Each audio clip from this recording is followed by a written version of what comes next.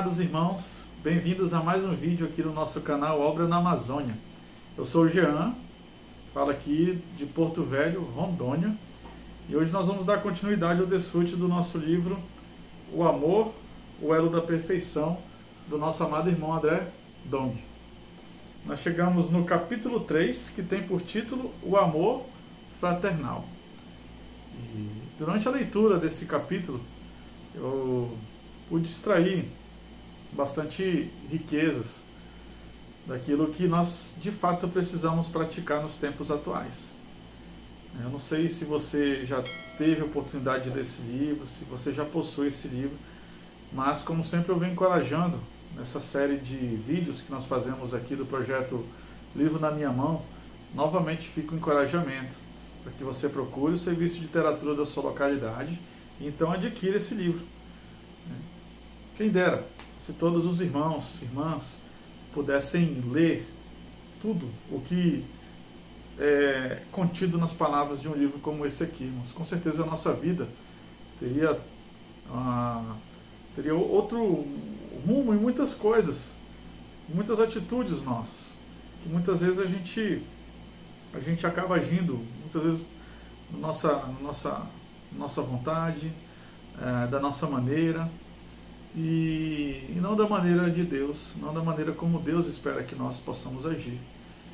Então por isso que esses livros são muito importantes para a nossa vida espiritual, para a nossa vida como um todo, pois dela nós podemos extrair toda a direção para de que maneira nos comportar, de que maneira falar, de que maneira muitas vezes nós vamos lidar no dia a dia com as pessoas, na maneira como nós agimos no nosso trabalho, com nossos filhos, com o nosso cônjuge. Ó Senhor Jesus, isso tudo aqui, irmãos, por quê? Porque é algo que vem do próprio Senhor, é algo que vem do Espírito. Isso é a palavra profética que nos dá direção na nossa vida cristã, na nossa vida espiritual. Por isso a importância desses livros para a nossa vida, para que nós possamos saber agir, aprender a agir da forma como Deus espera que nós possamos fazer, da forma como nós possamos falar, da maneira como nós possamos agir no nosso dia a dia. E por que eu estou falando isso também, irmãos? Porque, querendo ou não, isso aqui, essa palavra que está chegando até nós através desses livros espirituais, não foram simplesmente falados ou escritos de maneira à toa, mas isso vem tudo de um trabalho, de uma experiência que esses irmãos adquiriram desfrutando da palavra de Deus. Nada que está escrito, nada que está colocado na literatura sai da direção daquilo que está na palavra de Deus. Tudo é muito bem embasado, tudo muito bem fundamentado. Por isso nos dá mais segurança, a maneira de nós extrairmos essas riquezas e vemos todo o conteúdo que a palavra de Deus tem, a maneira como ela é aplicada para a nossa vida. Não é algo que fica ali somente em letras, mas é algo que pode ser aplicado à nossa vida. É algo que realmente vai fazer uma mudança na nossa vida e no nosso viver. Então vale a pena, irmãos, nós nos empenharmos nesse propósito. Lermos mais os livros espirituais, lermos mais a Bíblia. Temos esse hábito de ler a Bíblia todos os dias, nem que seja 1 ou 2 versículos, separe um tempo para o Senhor e leia a Bíblia, leia as porções da Bíblia, para que possa conhecer mais o coração de Deus, a vontade de Deus na sua vida. Bem, vamos então aqui desfrutar do livro. Esse capítulo 3, quando fala de amor fraternal, ele está intimamente ligado com a porção lá de Apocalipse 3, que fala da igreja em Filadélfia. E uma das características da igreja em Filadélfia já tem a ver com o nome Filadélfia, que significa amor fraternal. Então eles tinham essa característica muito forte entre eles. E esse amor entre os irmãos, esse amor fraternal, amor entre irmãos, foi a causa de fazer com que eles permanecessem firmes no Espírito, a causa de que eles não se esfriaram no Espírito. Hoje nós estamos vivendo tempos em que nós vemos muitas pessoas, pessoas, o que eu digo no geral, muitas pessoas agindo de maneira muito egoísta, muito para si, pouco preocupadas com o próximo. Das que se preocupam com o próximo, eles ainda buscam fazer muitas atividades externas, mas não é algo ainda dentro daquilo que é o sentimento de Deus, daquilo que é o sentimento que está no coração de Deus, que é de fato amar as pessoas como a si mesmo. Ou seja, né, de trazer essas pessoas para o nosso convívio, para a nossa vida. Esse é um desafio para todos nós. Mas, além disso tudo, nós vamos perceber que essa característica de amor fraternal é um amor preocupado com o próximo, um amor comprometido com o próximo. Aqui em Apocalipse 3, o versículo 8, o Senhor fala para os irmãos em Filadélfia: conheço as tuas obras, eis que tenho posto diante de ti uma porta aberta, a qual ninguém pode fechar, que tens pouca força, entretanto guardaste a minha palavra e não negaste o meu nome. Então, dentro dessas características que foram colocadas aqui para nós, né, o Senhor vai falando aqui: conheço as tuas obras, eis que tenho posto diante de ti uma porta aberta, a qual ninguém pode fechar. Vamos lá, uma igreja que tinha obras, ela tinha pouca força, mas ela guardou a palavra e não negou o nome do Senhor. Olha só, mesmo com toda essa questão ali, nós vemos que o principal entre eles era isso: o amor entre os irmãos. O amor entre os irmãos. Eles tinham pouca força, isso quer dizer que não se envolviam, não tinham força econômica, não tinham força política para agir no meio da sociedade, né, levando aquele peso muitas vezes no meio da sociedade, com força, né, nesses aspectos econômicos, né, de fazer muita obra social, muita caridade, ou até mesmo força política, que influenciar nas questões práticas de uma nação, de um estado, seja onde ela estiver, questões mesmo de influenciar até mesmo na legislação, em questões práticas. Não era esse o interesse da igreja em Filadélfia. A característica principal dela é isso aí, né? Cuidar uns dos outros. Isso leva-nos a ver que era uma igreja muito prática, com a palavra de Deus, com aquilo que eles tinham recebido. Não ficar somente num aspecto teórico, mas de fato trazer isso na prática para a nossa vida. E isso é importante, irmãos, porque à medida que nós vamos lendo aqui e percebendo algumas características a mais disso que nós falamos aqui, nós vamos percebendo, tá? Amor entre os irmãos. O que isso implica? De que forma será que nós temos praticado isso? Sabe, irmãos, nós somos seres humanos, nós ainda temos muito aqui a ser aperfeiçoados. Mas de que maneira muitas vezes nós estamos lidando uns com os outros, né? Nós precisamos de fato muito da luz do Senhor para ganhar esse sentimento e perceber que isso vai nos levar a manter sempre essa chama do Espírito acesa dentro de nós. Por que quando fala de que essa prática deles não levava ao esfriamento deles? Muitas vezes o que leva uma pessoa, um irmão em Cristo, a esfriar o seu encargo, o seu serviço no Senhor, aos poucos ela vai deixando o serviço, vai deixando de ler a palavra, ou seja, ela vai se afastando, né? Começa se afastando dos irmãos, começa depois a se afastando do Senhor, e quando menos se espera ela já está vivendo a vida cotidiana, a sua vida ali no lar, da sua própria maneira. Porque, irmãos, quando surge esse tipo de problema entre irmãos, intriga entre irmãos, muitas vezes mágoas, ofensas, isso leva a um lado, ou às vezes os dois lados se desanimarem. Porque muitas vezes a gente não tem aquela atitude, de querer ir até a pessoa, pedir perdão, ou até às vezes a outra pessoa ela não consegue liberar o perdão.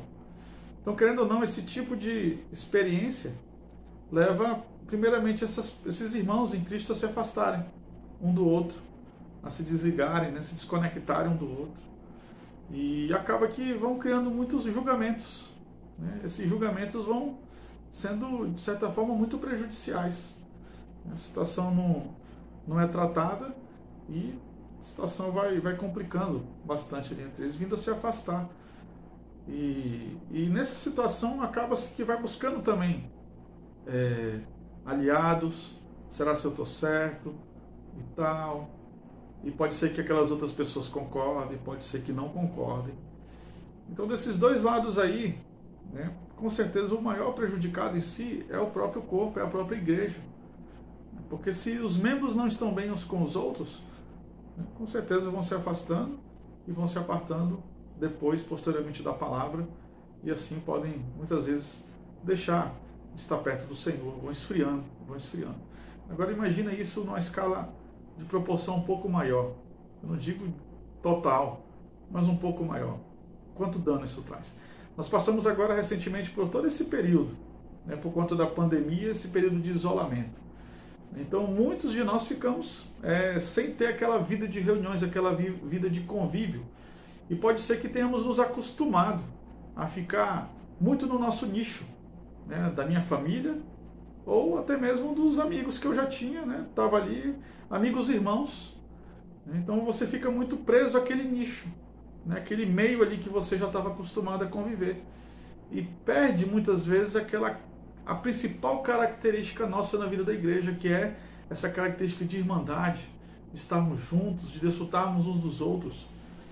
Isso pode nos levar ao esfriamento. Por quê? Porque eu já não consigo mais conviver com todos os irmãos e irmãs que eu estava acostumado a estar ali convivendo. Eu quero conviver somente com um grupo de pessoas que eu tenho mais afinidade. Não tem problema ter afinidade, né? Não tem problema. Mas a questão é quando isso se torna algo muito pessoal, de maneira que eu não consigo mais me envolver com os demais irmãos da igreja. Sabe, irmãos? Então por isso que eu estou trazendo esse aspecto aqui da igreja em Filadélfia e comparar a situação lá da igreja em Éfeso, que é algo que foi tratado aqui para nós.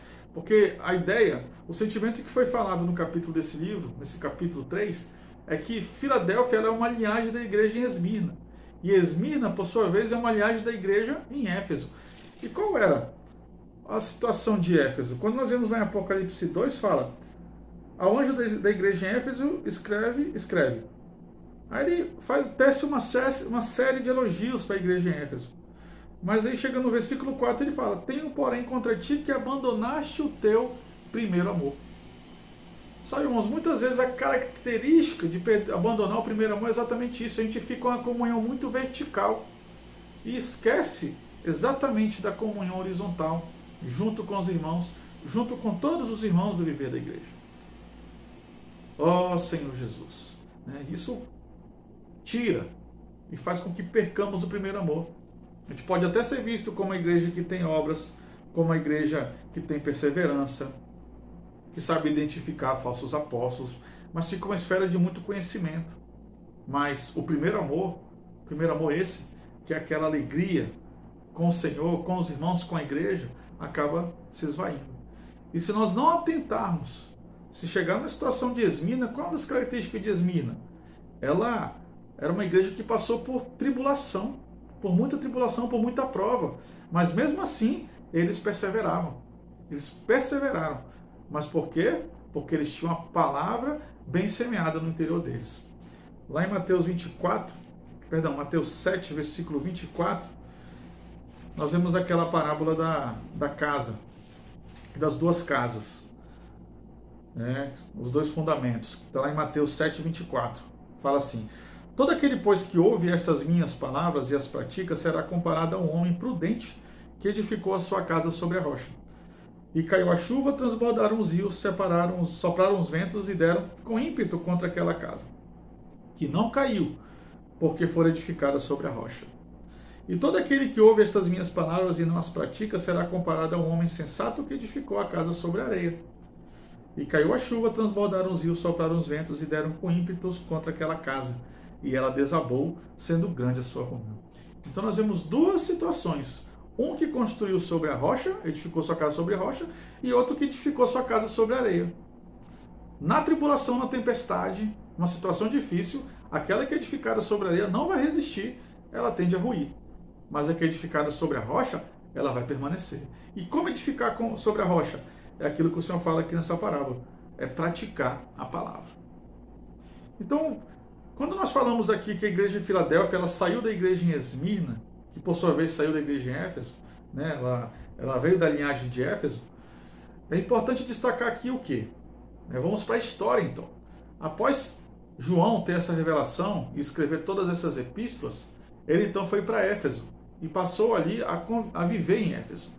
E quando nós vamos ver as suas epístolas, lá, a primeira, segunda e terceira João, principalmente terceira João, em que ele envia uma carta pessoal para Gaio, que era um cooperador dele na obra, e que recebia os irmãos, recebia os obreiros, e não somente recebia, hospedava, como também os enviava para a obra, ou seja, um servo do Senhor, fiel ao Senhor, fiel ao apóstolo, fiel à palavra profética. Estava com João naquela época a palavra profética, ele era fiel a ela. Se João estava enviando os irmãos, ele recebia, ele acolhia, e não somente isso, como também enviava esses obreiros para a obra do Senhor. E o que é isso? Ou seja, João passou e levou aqueles irmãos em Éfeso a praticar a palavra. Então eles passaram daquele estágio de ouvintes, de meros conhecedores da letra, da palavra em si, a praticantes da verdade.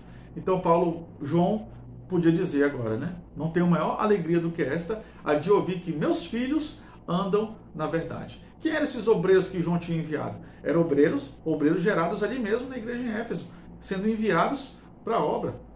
E Gaio ali já em outra região, recepcionando esses irmãos e então os enviando. Ou seja, a igreja em Éfeso, com certeza, voltou à prática das primeiras obras, voltou-se ao primeiro amor, e então passou a praticar a palavra e o amor fraternal entre eles. Resultado disso é que quando chegou a tribulação, nós vemos a situação de Esmirna, numa linha histórica, onde a igreja foi muito atribulada, muito perseguida, esses irmãos tinham força para perseverar e se manter firmes. Percebe, irmãos? Então são essas duas características, né, que nós precisamos atentar. Uma, o amor fraternal, o amor entre os irmãos, né, o cuidado um com o outro. Mas para que isso também aconteça, é necessário que nós pratiquemos a palavra, que nós vejamos a palavra, extraiamos dela o sentimento, aquilo que está sendo transmitido a nós, e pratiquemos então. E eu não vou praticar sozinho, eu vou precisar dos irmãos, vou precisar da ajuda uns dos outros, para que juntos nós possamos ir. Olha só, quando João escreve para Gaio, ele fala: os meus filhos andam na verdade. Não falou do meu filho, ou citou um ou duas pessoas, mas ele traz ali um grupo de pessoas. Ou seja, eles estavam juntos, servindo juntos ao ministério, servindo juntos na obra do Senhor, e assim trazendo edificação para a casa de Deus, trazendo edificação no reino de Deus. Vamos atentar nesses aspectos, irmãos. Isso é muito importante para a nossa vida. Hoje, nós fomos comparar a questão da vida da igreja. Nós sabemos daqueles três pilares principais, né? Aqueles três aspectos da vida da igreja: o viver social, o viver de reuniões, o viver familiar, o viver de batalha espiritual, né? Trazendo esse quarto aspecto. Mas vamos colocar esses três aqui: reuniões, social e também familiar. O que aconteceu com as reuniões um tempo atrás é que elas ficaram bem escassas por conta da pandemia. Agora nós estamos retornando, então estamos ali nesse ritmo agora de retorno. As coisas ainda pode ser que estejam um pouco travadas, não estão no mesmo fluir, os irmãos ainda ficam tímidos nas reuniões, não estão naquele fluir, muitas vezes ali com aquela alegria que nós vimos antes, de pular na hora dos hinos, de cantar com toda a força, né? Acostumou no sentido, né, quase 2 anos sentado no sofá, acompanhando a reunião, né? Não precisava se levantar para louvar, então vai acostumando, né? Nosso corpo vai acostumando, nosso espírito vai se amortecendo, né? Não é a mesma coisa. Agora, você ir para a reunião é você estar se comprometendo. Você ali não é mero participante, ouvinte na reunião, ali você está ali se comprometendo com o Senhor, ouvindo a palavra atentamente, dando sua porção, louvando, cantando, compartilhando ao final da reunião. Então as reuniões têm esse aspecto aí. Agora a questão social, muitas vezes a gente só trabalha a questão social fora. O meu trabalho secular, eu tenho o meu trabalho secular, eu tenho a minha vida social lá, tal. Tudo bem. Só que muitas vezes a gente traz essa vida social para dentro da igreja. E a gente passa a viver uma vida da igreja socialmente. O que eu quero dizer com isso? Você participa das reuniões, você, de certa forma, busca, né, tá comprando livros, você se levanta para louvar e tal. Mas o que eu quero dizer com socialmente? Uma coisa é você viver a vida da igreja de reuniões, mas a vida de reuniões, a vida da igreja também é para ser vivida num lado de batalha espiritual. Ou seja, batalha é compromisso, é comprometimento. Eu tenho que me levantar em favor dessa causa. Eu não posso somente ficar assistindo e tendo uma vida da igreja de forma social. Porque senão eu vou acabar vivendo só debaixo daquela esfera que eu criei para mim. E aí eu não busco também ser edificado, não busco me comprometer diretamente com as coisas do Senhor. Ó Senhor Jesus, irmãos, então, sentimento, dentro daquilo que eu toquei aqui, é algo que eu gostaria muito de compartilhar. Acho que é Hebreus 13, olha só, Hebreus 13, versículos 1 e 2, ele traz isso aqui de forma mais enfática, o que eu estou querendo apresentar aqui. Hebreus 13, olha só, versículo 1. Seja constante o amor fraternal. Ou seja, não é algo somente ali, eu vou viver aqui o meu momento da minha forma, da minha maneira, mas o que Paulo encoraja aqui? Ele encoraja aqui os irmãos, no geral. Seja constante o amor fraternal. Não negligencieis a hospitalidade, pois alguns praticando, sem o saber, acolheram anjos. Ou seja, não é questão somente de eu ficar ali na minha vidinha, no meu mundinho, mas é me comprometer com a causa do Senhor. Isso vai fazer com que esse fogo do Espírito não se apague dentro de mim. Já pensou todos os irmãos com esse sentimento? Todos os irmãos com esse sentimento de, puxa, eu tenho certeza que o irmão não quer meu mal. O irmão, ele torce por mim, ele vibra pelas minhas conquistas, ele vibra junto com as minhas vitórias. Esse é o sentimento que deve haver em nosso meio. Não pode haver intrigas ou coisa do tipo que podem nos afastar um dos outros. E uma vez nos afastando uns dos outros, vamos nos afastar do Senhor, vamos nos afastar da igreja, e aí vamos ficar fora disso tudo, fora dessa esfera de desfrute. Por isso, nós temos que praticar esse amor fraternal de forma intensa. Ó Senhor Jesus, 1 Pedro 1,22 também aborda isso de forma bastante rica. 1 Pedro 1,22. Tendo purificado a vossa alma pela vossa obediência à verdade, tendo em vista o amor fraternal não fingido, amai-vos de coração uns aos outros ardentemente. Percebe, irmãos? É por isso que eu estou querendo falar. Não é uma vida da igreja social, onde eu vou lá para as reuniões, faço o que tem que fazer, converso com meus amigos, aqueles que eu tenho mais afinidade, e vou para minha casa e vou viver minha vida familiar. Não, irmãos. É algo que tem que ser completo, é um ciclo completo aí. É vida de reuniões, é vida familiar, vida social e vida de batalha espiritual. Comprometimento. Eu tenho que estar comprometido com essa causa. Eu tenho que estar comprometido com meus irmãos. Para finalizar, uma das histórias que foi trazida para nós dentro desse aspecto, nesse capítulo aqui, foi a história de Judá, o irmão de José, quando ele foi vendido para o Egito. Nós temos que perceber ali na leitura de Gênesis, ler pausadamente, perceber. Judá não concordou, não estava concordando com a atitude dos irmãos. Por mais que tenha te dado a ideia de jogar ele no poço, já foi para preservar a vida do irmão, porque a princípio eles queriam matar o José. Então Judá foi cuidando dele ali o tempo todo e conseguiu fazer com que os irmãos não matassem. Mas acabou que ao final eles venderam ele para o Egito. Mas quando nós vemos já lá, tantos anos depois, quando os irmãos deles têm que sair lá da terra deles e ir para o Egito, buscar comida, buscar cereal, porque já estava naquele período de escassez, os 7 anos de fome, ali nós vemos o cuidado de Judá com o pai e com os irmãos. Percebe, irmãos? A preocupação dele com o pai, com as coisas do pai, e a preocupação dele com os irmãos. Ele saiu em defesa. Ele se pronunciou, ele se comprometeu com a causa, a ponto de chegar e falar para o próprio José, sem saber que era José, fique eu e libere meus irmãos. Ou seja, ele estava disposto a dar a vida pelos irmãos. Aí a gente encerra aqui com com 1 João 3,16. Né? Nisto conhecemos o amor que Cristo deu a sua vida por nós e devemos dar a nossa vida pelos irmãos. Nosso sentimento, nosso coração tem que ser como esse de Judá. Não à toa, Judá se tornou uma das tribos mais fortes do reino de Israel. Dela descendeu Davi, o rei Davi. Dela descendeu o Cristo. Mas por quê? Porque esse personagem Judá, vamos ler lá Gênesis pausadamente, porque são uma longa série de capítulos. Mas Judá errou. Errou, assim como muitos de nós também erram. Mas ele se arrependeu do mal que fez, assumiu o erro, e da descendência desse erro dele saiu Cristo. Saiu Cristo. Então, por aí nós temos que ver, irmãos, e ter esse sentimento, esse coração como de Judá. Cuidar das coisas do Pai, honrar o nosso Pai e também amar os nossos irmãos, cuidar dos nossos irmãos, estar disposto até mesmo a dar a vida pelos nossos irmãos. E assim nos mantemos nesse amor fraternal, guardados, supridos e também suprindo uns aos outros, cuidando uns dos outros. Que o Senhor abençoe sua vida.